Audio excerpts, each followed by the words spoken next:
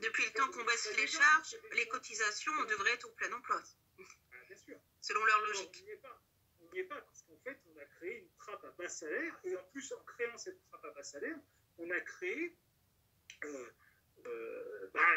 ce qu'on a connu, ce que vous avez connu avec les Gilets jaunes. C'est-à-dire qu'en fait, on a des gens qui ont des revenus qui sont de plus en plus compliqués, qui permettent de moins en moins de vivre, en fait, de vivre décemment, en tout cas. Donc voilà, et c'est bien pour ça que, en fait, la question du coup de pouce au SMIC et du maintien du pouvoir d'achat au niveau du SMIC, elle est devenue aussi importante dans cette campagne. C'est parce que, en fait, par cette politique de baisse des cotisations, on a concentré en fait l'emploi dans cette partie de la chaîne des salaires. Voilà, on a concentré sur cette partie-là. Et puis, il y a toute une petite partie des gens qui, eux, sont très bien payés parce que, ils sont dans la finance, ils sont dans les très hautes technologies, dans ce genre-là, mais ça, c'est une toute petite minorité. Donc, effectivement, c'est ce qu'on voit et ce qu'on constate quand on voit qu'effectivement, on a un salaire médian en France qui est très faible et donc, on a une majorité de la population qui vit aujourd'hui avec le SMIC ou un peu plus du SMIC. Donc, et ça, encore une fois, on est face à deux candidats en finale de la présidentielle qui, en réalité, n'ont rien à proposer là-dessus. Et j'ajoute d'ailleurs, c'est quand même aussi intéressant, c'est que lorsque l'on ne nous dit pas que c'est la baisse du coût du travail qui va provoquer de l'emploi, on nous dit que c'est la libéralisation du marché du travail. Hein. C'était tout le discours, que ce soit à la fin du quinquennat Hollande ou au début du quinquennat Macron, pour nous dire, ah bah oui, en fait, les employeurs n'embauchent pas parce qu'ils ont peur d'embaucher, parce que c'est difficile de licencier. Donc on a libéralisé le marché du travail. Et ben, en fait, ça n'a rien réglé, à part sans doute dégrader, c'est même sûr, à part dégrader les conditions de travail des gens, en fait, puisque les gens sont plus sous pression. Donc vous êtes plus sous pression. Vous êtes payé moins bien, vous êtes payé à des niveaux très faibles, qui vous permettent à peine de vivre décemment. Vous avez en fait la quintessence de l'explosion sociale qu'on a connue à partir de 2018 dans le pays. Et évidemment, là, on comprend pourquoi on se focalise sur les impôts, les taxes, etc. Ça me paraît évident, même si c'est pas en fait les impôts et les taxes le problème de départ, c'est plutôt le niveau du salaire et les conditions de travail. En fait, voilà, on se dit c'est là où la solution est la plus simple. Et quand on regarde le programme de Le Pen, on a un silence absolu sur cette question de libéralisation du marché du travail. Elle conserve, en fait, les réformes Macron. C'est ça qui est quand même assez frappant. C'est-à-dire, voilà une candidate qui se présente comme la candidate du social, comme l'anti-Macron absolu, et elle préserve les réformes Macron. Que ce soit sur le marché du travail, sur la privatisation de l'aéroport de Paris, de la Française des Jeux, sur la fin du statut de la SNCF, la libéralisation du marché de la SNCF. Alors évidemment, elle dit nationalisation des autoroutes. Bon, super, nationalisation des autoroutes, mais encore une fois, c'est une tête de gondole. Derrière, en fait, il n'y a rien d'autre. On est sur une politique, globalement, qui est une politique de continuité.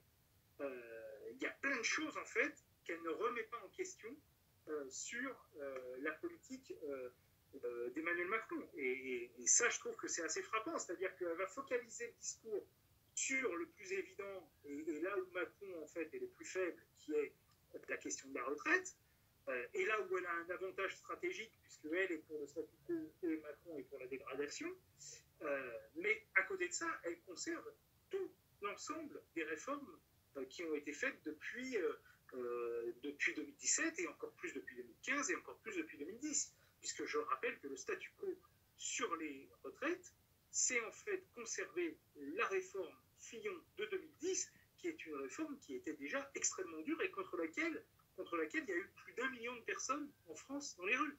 Ça, on l'a oublié, mais enfin, c'est quand même une réalité. Donc, venir nous faire croire que conserver cette réforme-là est un affichage social, Moi, je veux bien, mais enfin, c'est quand même assez contestable. D'ailleurs, on l'a contesté, puisque c'était la position notamment d'Anne Hidalgo dans la campagne. Hein. Anne Hidalgo, elle disait, moi, je conserve la retraite à 62 ans. Et à gauche, tout le monde s'est un peu moqué d'elle en disant, bah, en fait, tu conserves la réforme Fillon. Donc, on est un peu mal. Enfin, je trouve que du coup, présenter Marine Le Pen juste pour cette raison de retraite comme la candidate du social me semble encore une fois là un peu trompeur, même beaucoup trompeur. Et vous avez dit tout à l'heure que la baisse des impôts sur la production qu'elle proposait était plus importante que celle de Macron. Est-ce que ça voudrait dire que est-ce que le patronat s'engage derrière Marine Le Pen, parce qu'on sait qu'il s'engage à fond derrière Macron. Est-ce que c'est l'intérêt du patronat de s'engager derrière Marine Le Pen, ou c'est pas le même patronat? Parce qu'on sait que l'électorat de Marine Le Pen reste très populaire, par contre. Donc comment voir ça? Oui, mais officiellement, l'EDF, qui n'avait pas donné de consigne de vote avant les tours, appelé à voter pour Emmanuel Macron.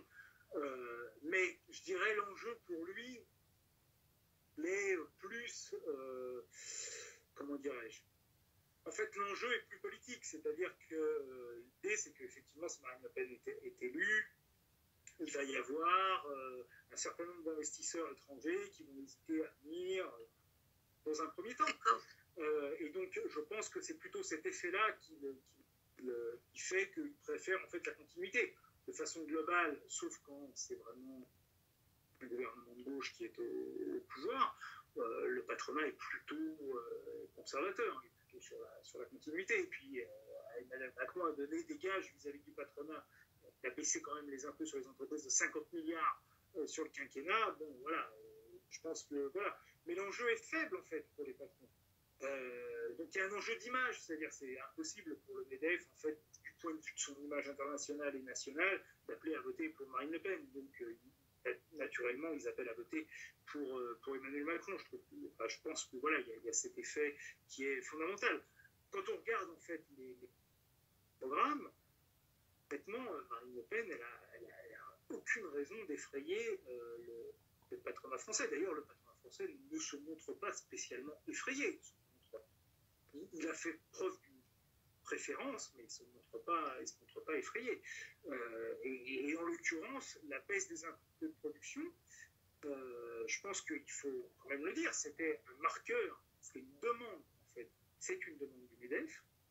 Ça a été, en fait, dans le programme présidentiel, dans les demandes présidentielles qu'ils ont fait aux candidats, ils ont demandé la baisse des impôts de production. Ça a été repris par Macron, ça a été repris par Pécresse, par Zemmour et par Marine Le Pen. Donc, si vous voulez, il y a quand même là quelque chose qui est de l'ordre de la rupture droite-gauche. Voilà. Qu'un candidat à gauche de Macron n'a repris cette proposition du MEDEF, et tous les candidats à sa droite ont repris la proposition du MEDEF. Je ne sais pas si ça vous intéresse, mais les impôts de production, c'est quand même un élément intéressant parce que d'abord, c'est une invention récente du MEDEF pour essayer de nous expliquer comment on leur a baissé les cotisations sur les bas salaires quasiment à zéro, comme on a baissé le taux d'IS de 33 à 28, comme on a baissé tout un tas de charges sur les entreprises. Et ben, en fait, c'est les derniers impôts plus de ça. Pratiquement. Ouais. Donc, en fait, ils demandent ça. Hein, le taux optimal pour une entreprise, c'est toujours zéro. Hein. Le taux optimal d'imposition pour une entreprise, c'est toujours zéro. Donc effectivement, tant que ça marche, on rejoue. Hein, d'une certaine façon, c'est un peu cette logique-là. Mais moi, je trouve que c'est... Alors, leur argument, c'est de dire « Ah, c'est insupportable parce que c'est un impôt qui n'est pas porté sur les activités qui sont seulement rentables, donc sur le bénéfice, mais uniquement sur soit le chiffre d'affaires, soit la valeur ajoutée. Donc, en fait, avant le bénéfice. Alors, pourquoi pas, mais dans ce cas, il faudrait effectivement avoir un impôt sur le bénéfice qui soit suffisamment large et respecté pour pouvoir compenser les pertes de revenus des impôts de production, ce qui n'est pas le cas. Je rappelle que quand même, l'optimisation fiscale, elle joue principalement et la fraude fiscale, elle joue principalement sur l'évaluation du montant des bénéfices. Les entreprises sont très fortes, en fait, notamment les grandes entreprises, pour ne pas présenter les bénéfices soumis à impôt qui sont leurs bénéfices réels. Donc, pas gagner non plus des deux côtés. Au moins, les impôts de production échappent à cette optimisation-là.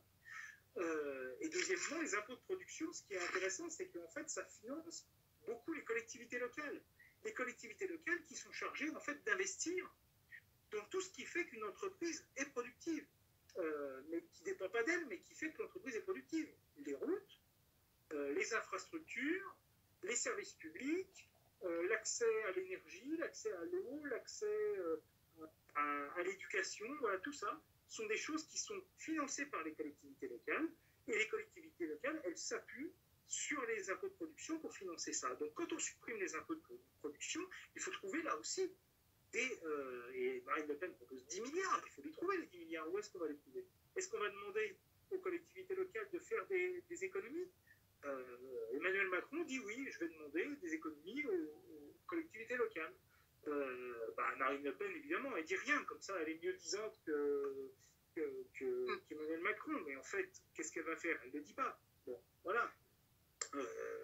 Donc, là encore, il faut réfléchir à ça, c'est-à-dire que comme elle est dans une logique où, en fait, elle va essayer de financer, et à mon avis, elle le sera d'autant plus, parce que, effectivement, il va y avoir, dans un premier temps, si elle est élue, une grande méfiance des investisseurs internationaux vis-à-vis de la France. Donc, elle va être obligée, en fait, d'attirer ces capitaux étrangers.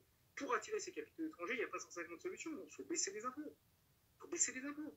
Donc, il faut baisser les impôts et subventionner le capital. Donc, ce sera autant d'argent qu'il n'y aura pas pour le social. Et par ailleurs, il faut baisser les impôts, subventionner le capital et promettre que le travail ne va pas être trop cher et ne va pas être trop, agité. Voilà. Donc, si c'est ça dont vous avez envie, c'est-à-dire si vous avez envie d'avoir effectivement un travail qui n'est pas cher, où votre patron va avoir des droits sur vous qui vont être plus élevés qu'ils ne sont déjà aujourd'hui, et où par ailleurs vous aurez moins de redistribution par l'État parce que l'État sera moins riche, il faut, pourquoi pas, mais en tout cas c'est quand même ce projet qui est en germe. Et encore une fois, je pense que elle est tellement elle en dit tellement le moins possible, et je comprends pourquoi, parce qu'évidemment, comme l'autre, Emmanuel Macron, lui, il a décidé, je ne sais pas pourquoi, mais plus intelligent que moi, mais il a décidé de faire une campagne à droite sur de continuité néolibérale, et qu'il assume ça quasi parfaitement, sauf là, dans les derniers jours qui viennent, parce que voilà, c'est la campagne du second tour, mais enfin bon, c'est quand même le cœur de son projet. Évidemment, elle a intérêt à en dire le moins possible, parce qu'en fait, d'une certaine façon, moins elle en dit, plus elle apparaît comme mieux disant par rapport à lui. Mais en fait, il faut savoir, du coup, comme elle en dit le moins possible, il faut savoir lire entre les lignes aussi. Et je pense que c'est un élément important. Mais par ailleurs, il n'y a pas que des éléments économiques. C'est-à-dire, je pense qu'il faut être aussi très au clair là-dessus. Et on ne peut pas ne pas parler de ce qui est extra-économique parce que c'est lié à l'économie. On a parlé de la préférence nationale. Vous le savez, la préférence nationale, c'est anticonstitutionnel. C'est contraire au droit de l'homme. On laisse libre et égaux au droit. Donc tout le monde a le droit à l'emploi à partir du moment où il a sa résidence légale sur le territoire français. Bon. Donc c'est anticonstitutionnel. Bon. Donc ça suppose d'emblée, et vous avez vu que la préférence nationale, elle veut faire 16 milliards d'économies. Donc c'est un élément essentiel en fait de son projet économique et social. Si elle veut l'appliquer, en fait, il faut changer la Constitution et passer outre le Conseil constitutionnel. Alors, apparemment, elle a un projet là-dessus qui date de 2017, c'était sorti dans le Canard enchaîné, qui est effectivement de modifier la loi électorale et de passer par référendum. Et de s'arroger un supplément de 30% de députés.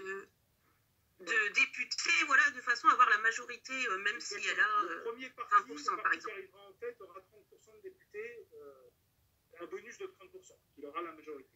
Ce qui va à l'encontre de ce qui circule en ce moment beaucoup sur les réseaux sociaux, comme quoi, il vaut peut-être mieux voter Le Pen, puisque finalement, il y aura une opposition qui va se créer, il y aura une cohabitation, et finalement, pas forcément. Si elle met en œuvre. Absolument pas. D'autant qu'elle a présenté, elle a fait une conférence de presse là-dessus, pour dire qu'elle allait gouverner par référendum. Alors évidemment, référendum, je sais que chez les Gilets jaunes, c'est quelque chose qui est apprécié, sans doute à raison, mais il faut se méfier de ça. C'est-à-dire que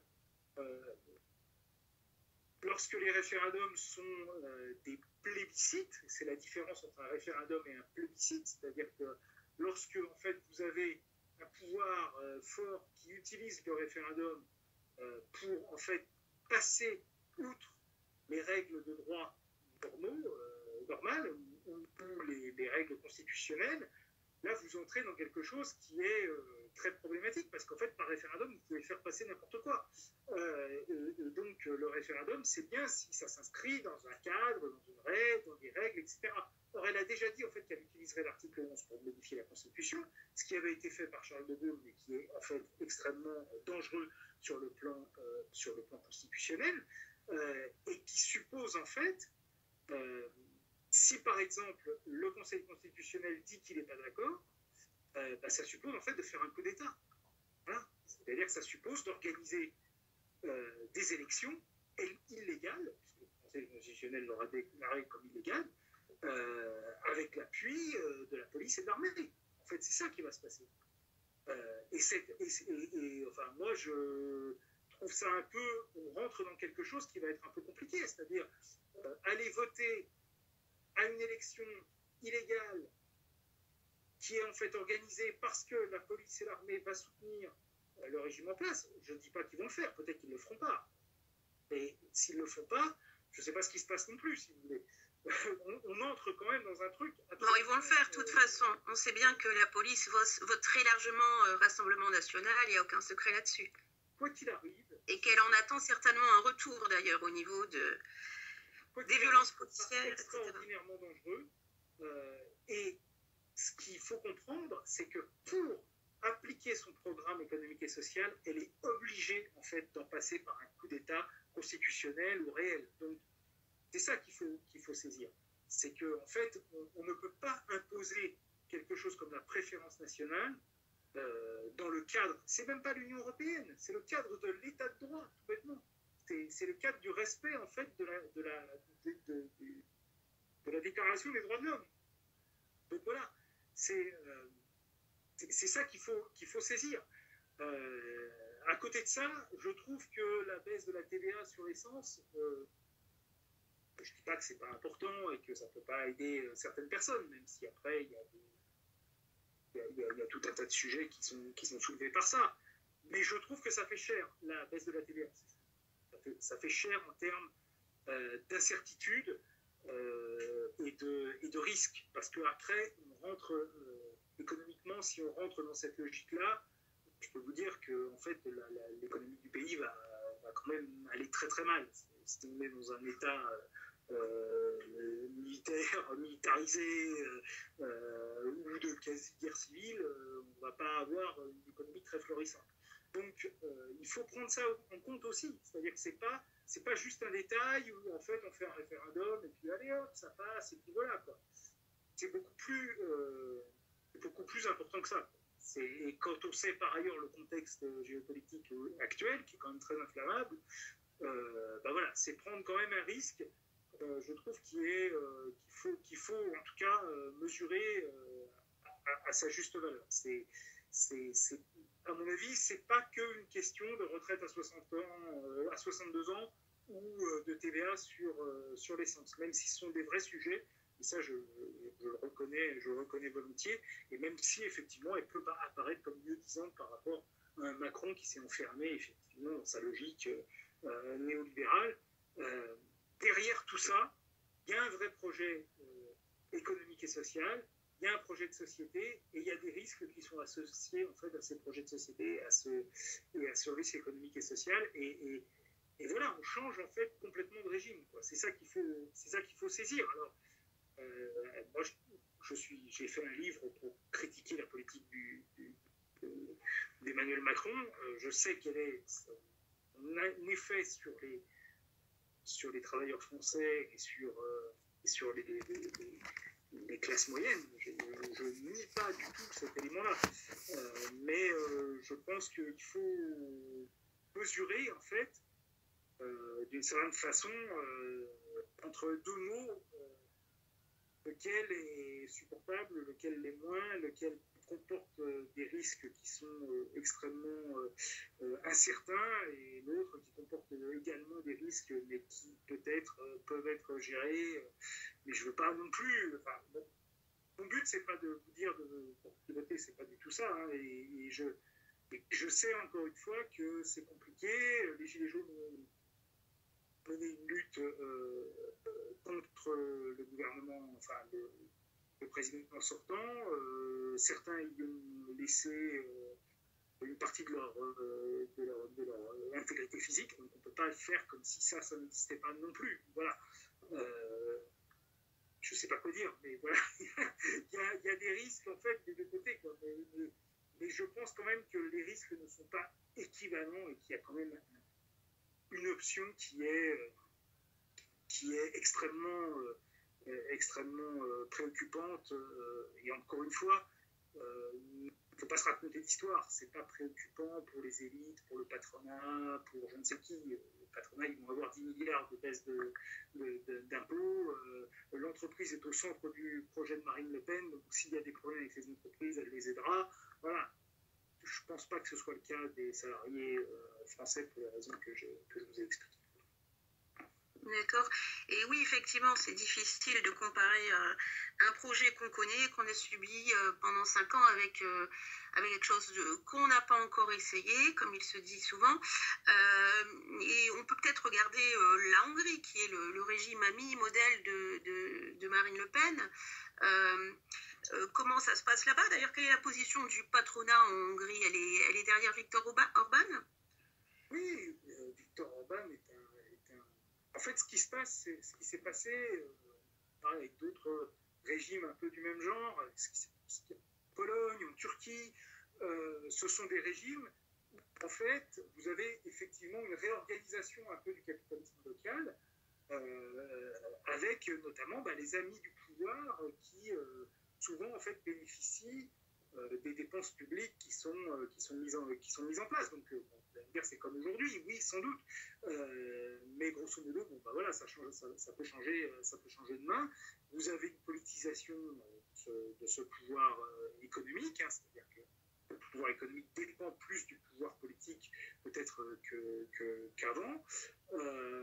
Mais grosso modo, Viktor Orban, il n'a pas, si vous croyez qu'il a chassé les capitalistes étrangers de Hongrie, vous vous trompez vraiment très lourdement. La Hongrie, c'est un fournisseur, c'est un sous-traitant d'Allemagne. Hein, donc, voilà, alors après, c'est difficilement comparable parce que la Hongrie, si vous voulez, le salaire est 4 fois inférieur à celui de la France. Effectivement, la place de la Hongrie dans l'économie mondiale n'est pas la même que la France. La France est un peu en bout de chaîne, c'est un pays d'abord basé sur la consommation. La Hongrie, c'est un pays moyen qui est basé sur effectivement la sous-traitance à l'industrie allemande. Et grosso modo, je vous ai dit tout à l'heure concernant les aides sociales. Les aides sociales ont été coupées magistralement en Hongrie, avec en plus des mesures complètement anti-redistributives. On a donné des allocations familiales, on les a coupées aux plus nécessiteux et on les a données aux grandes familles, aux familles nombreuses, mais qui avaient des moyens. Donc il y a une espèce de retournement un peu anti-redistributif qui a été mis en place. Et par ailleurs, les inégalités se sont creusées en Hongrie depuis l'arrivée de Orban. Donc, c'est pas des régimes, en fait, voilà. Après, c'est des régimes qui, en fait, mettent en place des systèmes, je dirais, de propagande et de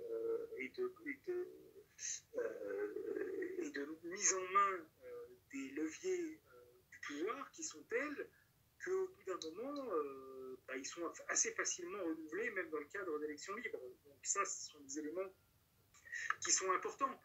Par ailleurs, en Hongrie, lorsque Viktor Orbán est arrivé, il y avait effectivement des politiques néolibérales extrêmement fortes qui avaient été menées par les socialistes hongrois de l'époque. Il y avait le FMI qui dictait la politique du pays. Voilà, aujourd'hui, c'est plus le cas.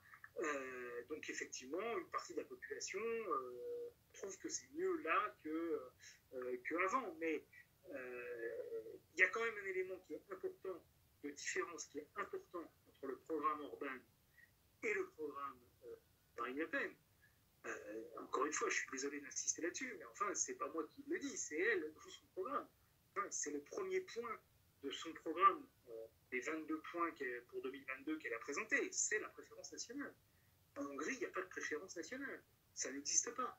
Donc, d'abord, en Hongrie, il n'y a pas d'étrangers. Il y a 1,5% d'étrangers, et souvent, ce sont des gens qui passent. Mais il n'y a pas de préférence nationale. Donc, ce qui a permis à la Hongrie, d'ailleurs, de rester dans l'Union européenne. Et ce qui est important, parce que la Hongrie a bénéficié aussi beaucoup de l'aide européenne pour se développer. Donc, après, le gouvernement Orbán a utilisé l'aide européenne pour favoriser certaines catégories de population pour, en gros, s'assurer son vote. Mais là, on n'est pas du tout en France dans cette je rappelle qu'en Hongrie, il y a de mémoire 8 millions d'habitants, je crois. Donc, c'est pas du tout le même schéma que la France. C'est pas vraiment comparable en réalité.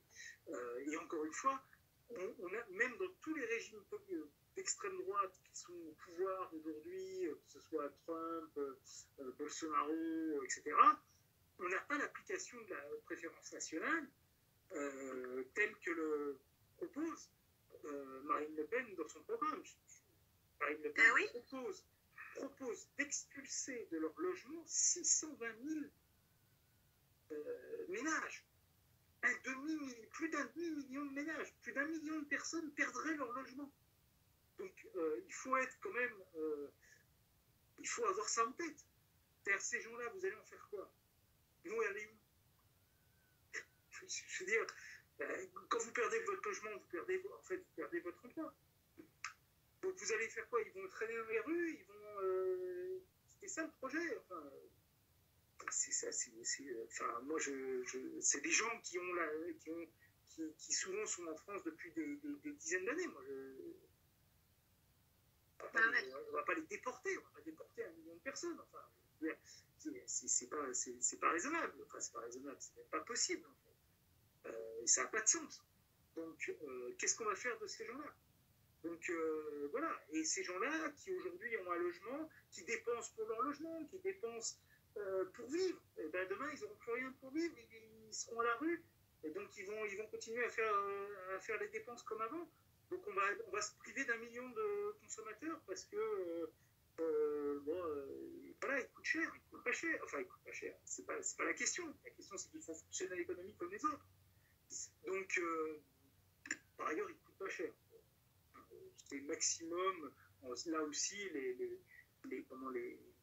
les études ne sont pas très claires là-dessus, mais ça coûte 0,5% du PIB. Et encore une fois, quand je dis ça coûte, c'est de l'argent qui est dépensé par l'État, net, et qui sert à quelque chose. Ces gens-là ont des revenus grâce à ces aides, les dépenses, font fonctionner l'économie, et les gens qui veulent les expulser, en réalité, gagnent de l'argent grâce à eux. Donc, à un moment, c'est aussi ça le système économique tel qu'il est aujourd'hui. Surtout que par rapport aux migrants, ils viennent souvent en France adultes ou quasi-adultes. Du coup, tout le coût lié à l'éducation, etc., est supporté par les autres pays étrangers. Et finalement, ils arrivent en France prêts pour travailler et pour, du coup, produire de la richesse pour nous, sans avoir à financer, du coup, le coût de l'enfance. Donc, c'est un bénéfice net, finalement, l'immigration pour les pays. On peut le voir comme ça, et souvent c'est le cas. Mais j'ajoute, encore une fois, là, vous avez des politiques d'immigration qui sont plus restrictives. Dans certains pays, vous allez avoir, voilà, les gens vont faire entrer moins de gens. Bon. Ok. Et là, c'est pas ça dont il s'agit. C'est des gens qui sont ici, qui vivent ici, qui travaillent ici.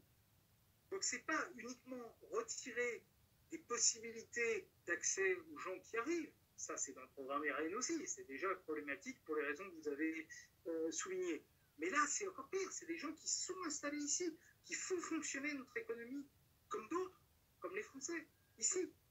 Et c'est eux, on va les appauvrir, en fait. C'est ça qui est assez incroyable dans ce programme, qui est, je parle un peu dans le vide, parce que c'est le cas depuis, s'il y a bien quelque chose qui est commun au FN de Jean-Marie Le Pen ou au RN de Marine Le Pen, c'est ça. C'est en fait de penser qu'en appauvrissant une partie de la population, eh bien, on va enrichir les gens. Mais ça n'existe pas, ça. Enfin, ça n'existe plus. Peut-être ça existait au temps où l'économie était agricole, où il n'y avait pas de productivité agricole, et où effectivement, peut-être la terre ne pouvait pas supporter une augmentation de la population, etc. C'est la pensée d'un économiste qui s'appelle Malthus, un économiste anglais du début du 19e siècle, qui disait ah ben oui, mais la terre ne peut pas supporter une augmentation de la population, et donc bah, plus la population augmente, plus en fait tout le monde s'appauvrit. Mais sauf qu'en fait aujourd'hui c'est plus le cas.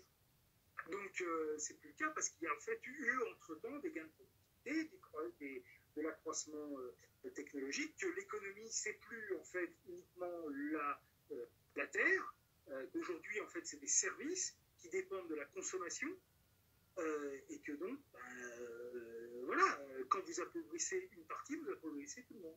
C'est ça la réalité, c'est le cas depuis presque un siècle maintenant, donc il serait temps quand même d'être un peu au courant des choses et de la façon dont ça se passe. Si je peux me permettre un tout petit peu de faire la leçon, même si je déteste ça, mais là j'avoue que il faut quand même le savoir. Voilà. Et voilà. Sur les organisations... Tout le monde est conscient que dans sa vie quotidienne, si on réfléchit un peu d'où viennent ses revenus, où vont ses dépenses, on verra bien qu'on se tient un peu tous les uns les autres. Et que, voilà, encore une fois, après, il y a des alternatives. On peut réfléchir à des alternatives au système économique actuel. Je ne suis pas en train de dire que le système économique actuel est parfait et que, voilà, loin de là, et je suis le premier à dire que ce n'est pas le cas et qu'il se pose des problèmes et qu'il faut réfléchir à ces problèmes-là. Je pense que la tertiarisation de l'économie, c'est-à-dire le développement uniquement des emplois de services, est un problème global et qui doit effectivement, sur lequel on doit réfléchir.